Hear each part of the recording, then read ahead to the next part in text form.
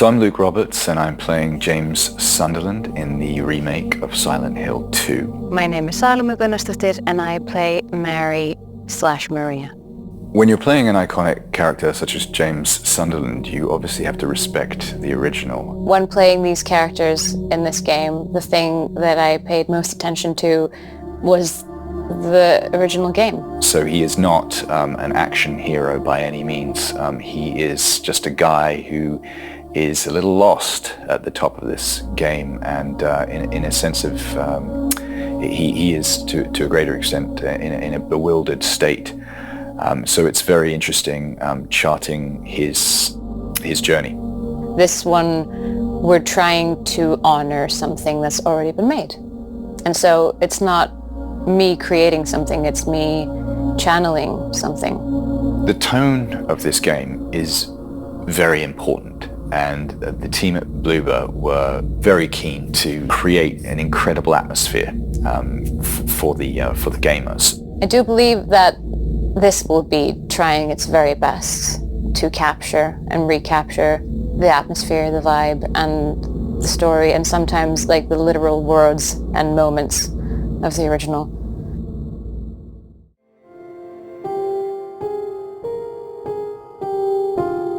James Sunderland is one of the most iconic and unique characters in gaming history. James is a very layered character, although it might not be obvious from the start. You can tell he's been through a lot, and now he's come to this strange place, driven by this insane hope that his wife could still be alive. And I feel that's very easy to identify with, because, well, we've all lost someone, and what wouldn't we give if by some miracle they could be brought back? We wanted to stay true to the original design, but we also wanted to use modern technology to expand on the concept of an ordinary man pushed into extraordinary situations. Our version of James has 3D facial hair. You will see his clothes getting dirtier and his face more tired as he progresses through the game. It'd be very easy to get carried over the top with a very flashy design, but this will be missing the point of who James is as a character. It had to be not too cool, not too good looking. There is this aspect of James of being a bit more of a pretend hero than an actual heroic figure. The story of Silent Hill 2 is the story of James. Everything he does in that story is meaningful, and therefore everything the player does is meaningful.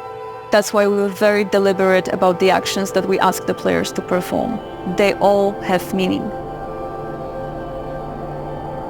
So we want the players to feel uneasy with James, to feel not really prepared what will happen next. Mary? There are very few games where the narrative permeates this many layers of the experience. It's not just about dialogue or any written text. The story informs game design, level design, the visuals. It's all there to serve James's journey.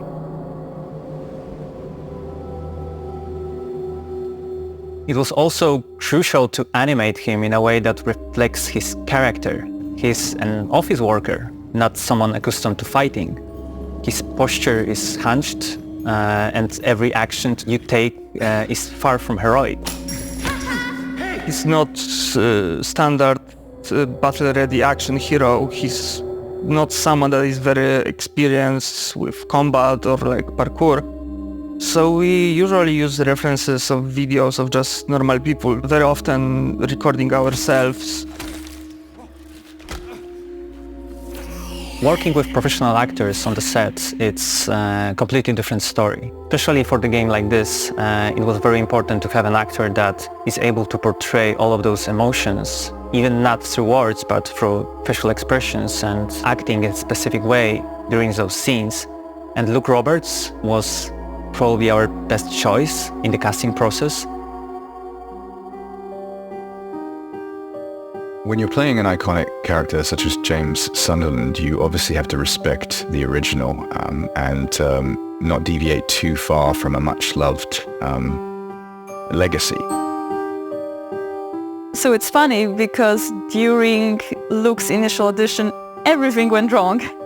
The audio quality was terrible, we were running super late, the lines got mixed up, but you know, there was just something so special about this particular actor embodying this role. My name's James Sunderland. He was able to bring those another layers of the character into the scene.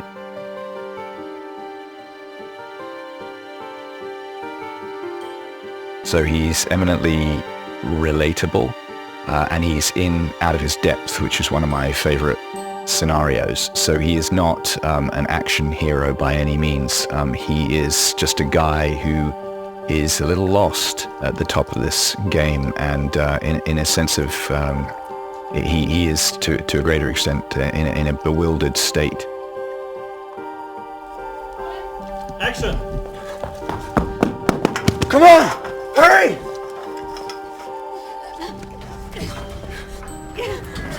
In this project we use multiple motion capture solution to capture all the body nuances and detail. And on top of that we add top-notch HMC, so head-mounted camera that capture all the actor expression, subtleness and everything on their faces. I don't know if it shows, but I'm actually old enough to have played the original Silent Hill 2 when it came out, and without any exaggeration, it was a life-changing experience. I don't think I'd be doing what I do now had I not played it at that point in time. And a lot of the impact it had to do with James and the way the game portrayed his inner struggle in ways that were just groundbreaking. For the long-time fans, I hope when they will launch the game, they will feel, finally, I'm playing Silent Hill game again. That's what I was longing for so long. And for the new players, I hope this game, with all of its aspects, puzzles, exploration, combat, will deal as a nice invitation to this wonderful franchise.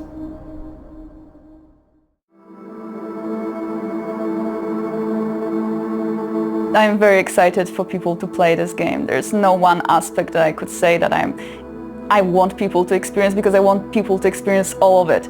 It's such a journey, it's such a big part of our lives, and I just want people to be able to see it.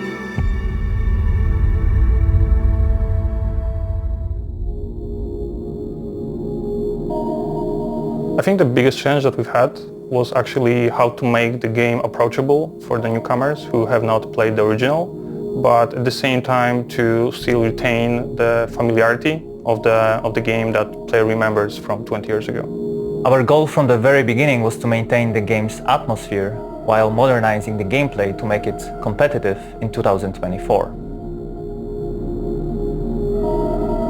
In the remake, the story remains largely the same. However, with the magic of modern technology, we were able to expand on some of its aspects. The hardest was designing combat. We want to be as faithful as possible to the original game, but also we want players to feel satisfaction while playing, remembering that we need to fit in horror genre standards.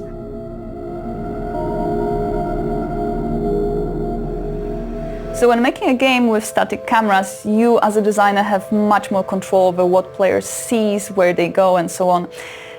The change for the third-person perspective was a challenge. That being said, it's a chance for us to expand this world, to show the players new elements that were previously inaccessible, and just make this game richer. So the main thing that requires rethinking was the fog, because it was called classic in the original game, and it's a veil that covers the world and makes the player to feel even more isolated. New technologies gives us a chance to do things that were not possible during the earlier generations of video games. For narrative, this is very visible in facial expressions. We can tell so much through just the subtle changes on characters' faces. The presented gameplay footage shows a fragment of the city from the beginning of the game and sections in Brookhaven Hospital. The fight against monsters is prepared in a more tactical form, and it's mainly based on the varied designs of the enemies. James is not used to fighting, so his arsenal of attacks is limited. Adapting your approach to a situation will be the key to success. However, your playing style, among other things, determines what ending you will discover.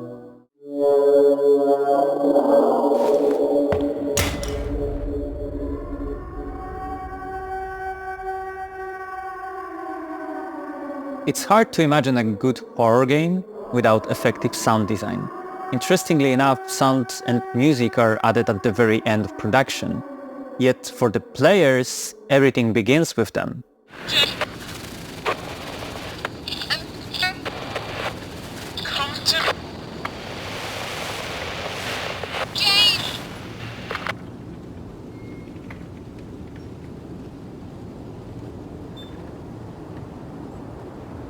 We really wanted to emphasize the use of silence, because being able to listen to various sounds and noises coming out from the town of Silent Hill would be really interesting for the players.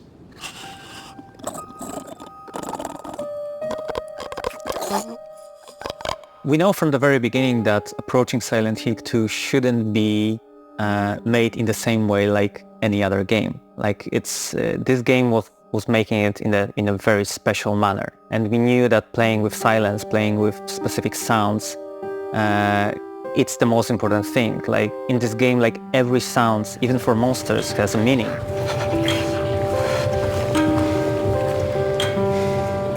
So we played the game a lot, and we wanted to catch the feeling it evoked in us, and we inspired our new designs on the original sounds, but we also took some of the sounds like one-to-one and put them in the game and layered it with the new stuff and did some post-process, and we are very curious if the players can find them all.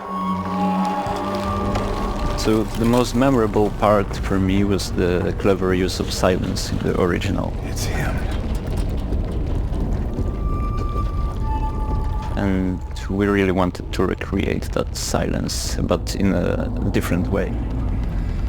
You sit in the place for 10 minutes and really tune yourself to the environment that you're sitting in. You can actually hear a lot, especially when you close your eyes. So I highly recommend just playing the game and just stop for a minute and listen to the ambience that it's there. Because it's beautiful.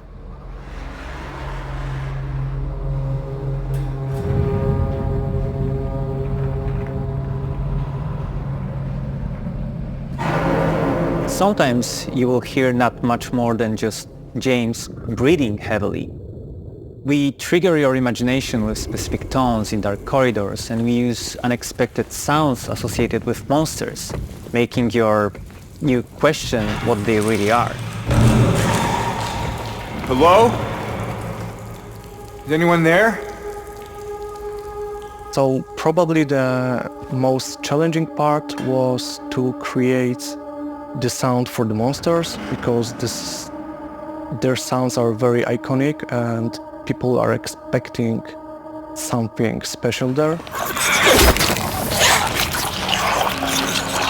We wanted to achieve this feeling of pain and pleasure at the same time.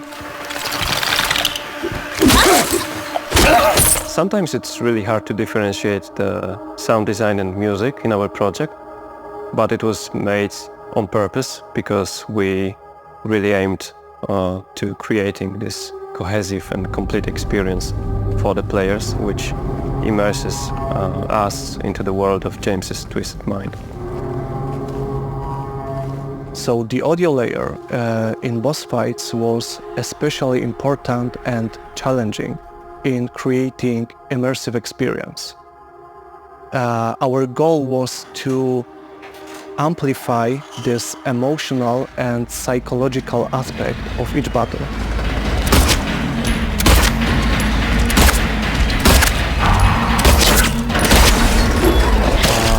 The unsettling industrial noises in conjunction with oppressive music create this claustrophobic atmosphere and discomfort. There was a division of work inside the team, and one sound designer may have been working with combat design team.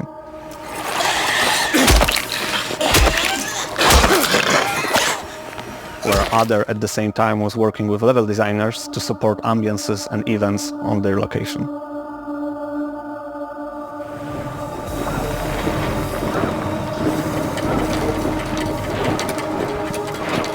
We wanted to achieve really high detail, and one of the things that we can do is to record thousands of Foley recordings for all characters, objects, events, and what's more important, sounds of the most famous green jacket of James that became sort of an icon in the game industry.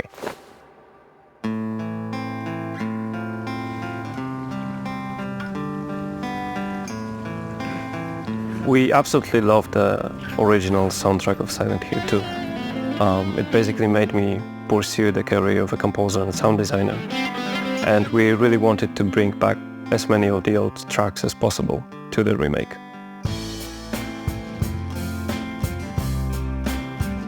We re-recorded and resampled many of them, even by using the old and original sample libraries. And we also used modern mixing techniques because the sound and the whole audioscape is made with the surround systems in mind. So even the music, you can hear different things in the front and the rear speakers. I think it's going to be really interesting for the players to find out hidden clues and hidden Easter eggs, sound-wise but also musically-wise. Music is an irreplaceable part of the world building in Silent Hill 2, but also you could even tell that it's coming out straight from James's head in a diegetic way. Another important example is the recording session with actors. Usually there is a sound technician to watch over the quality and technical side, but we also need to cooperate with somebody from the narrative team so that they can keep an eye on the performers and emotional impact of the scene. What kind of place? The kind two lovers might call special. I can show you if you want. Unless you have somewhere else to be. Something else to do. Hey, easy there. I'm just messing with you. For me, definitely when the first sounds came to the table, it is the moment when you start to feel that everything clicks together. It starts to create like this kind of like uncomfortable feeling in our heads that this is something different. This is something that we need to go through because it creates like this game being unique and what Silent Hill is all about.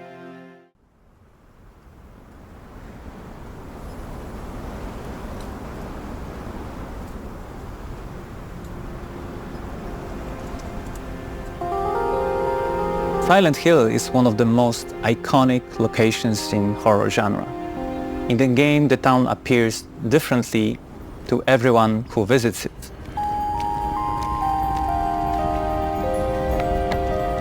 This unique approach presents a visual representation of our deepest fears and emotions. For me, the town behaves like another character because it reflects the emotions of the people that are in it. The same applies for the level design because it mirrors those emotions. You can observe it with environment, with its creatures, with the puzzles, with the level design and the places that you are like exploring. But the biggest fun lies in the moment when you don't know yet what to do.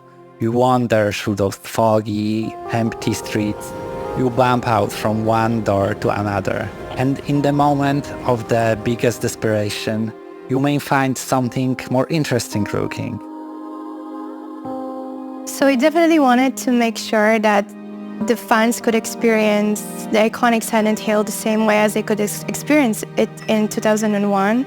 So for that reason, you're going to find a lot of customizable gameplay options that will basically allow you to craft your own perfect Silent Hill experience.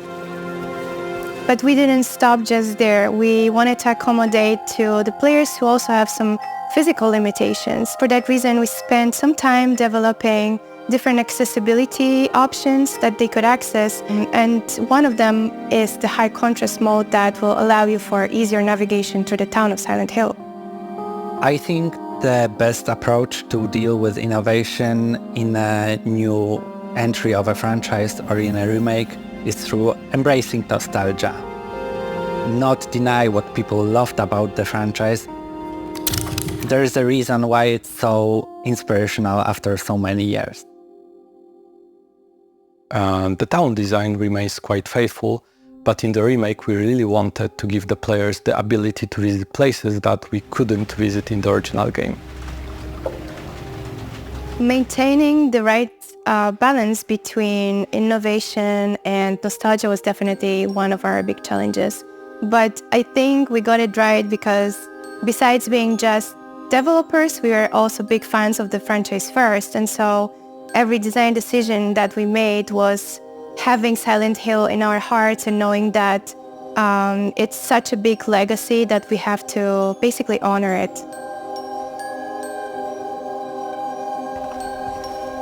The fog is a crucial element in the game, serving multiple design purposes. It's not only an effective tool for generating fear or optimizing performance, but it also carries deep symbolic meaning for James's story, blurring the truth from him as he navigates through the town. The very feeling of being lost creates a notion of horror. The essence of darkness is to hide things, and what we fear the most is unknown.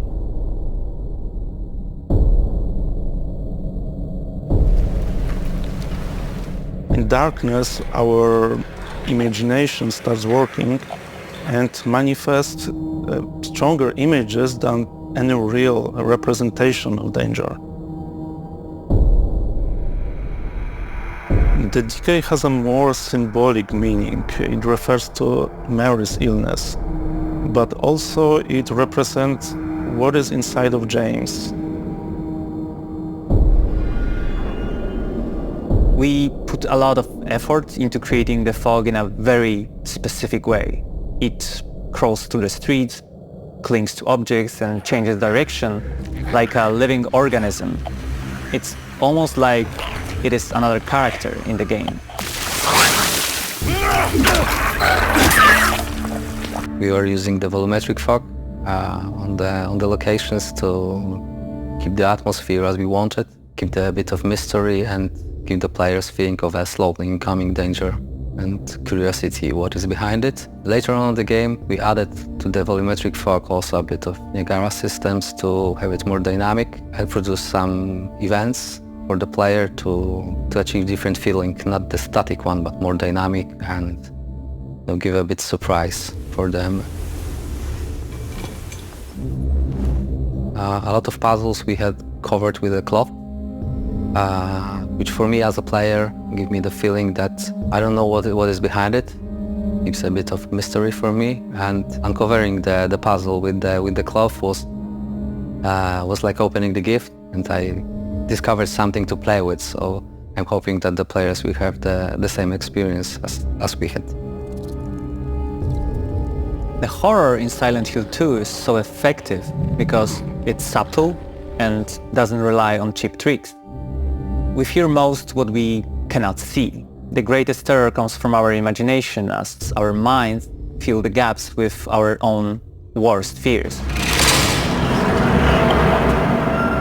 We will be afraid to walk down the dark corridor, but you will know that the truth in this game lies in the deepest shadows.